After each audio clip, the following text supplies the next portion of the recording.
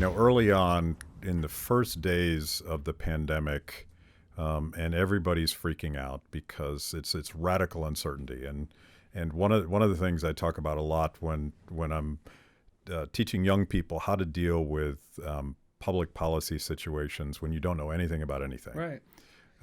And to me, that's the moment when sort of the Austrian method shines, because Austrian economists understand the world as a process going through time, so that you have some understanding about what happened yesterday, but you really don't know what's going to happen tomorrow.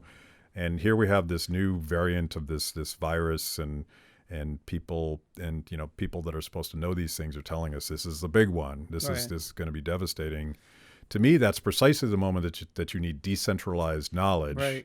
Yep. and you need multiple approaches to this problem based on local circumstances. And you talk about that in your introduction, and that you wrote that about a year ago, and it still stands up. If we had a less centralized approach, I think we'd be in a much better situation. So I have a paper coming out with a law journal at Georgetown.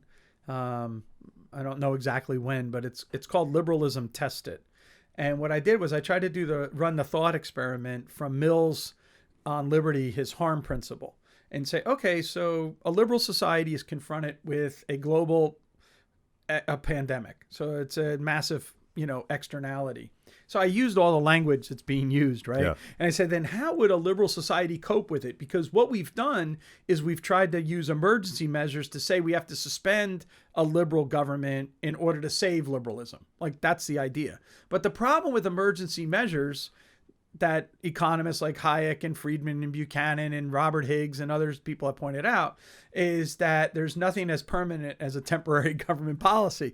And so you make these emergency, concessions, and then you never come all the way back to the liberal society. So I wanted to ask the question, how would a liberal society handle a pandemic?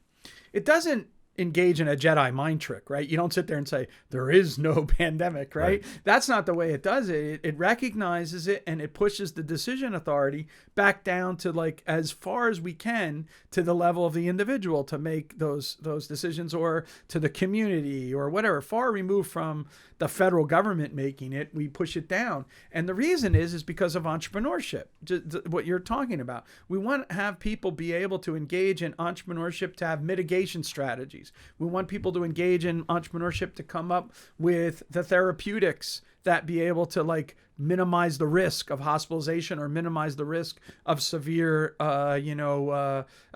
illness or whatever. And we want entrepreneurship to be driving, the technologies that will in fact eradicate the disease.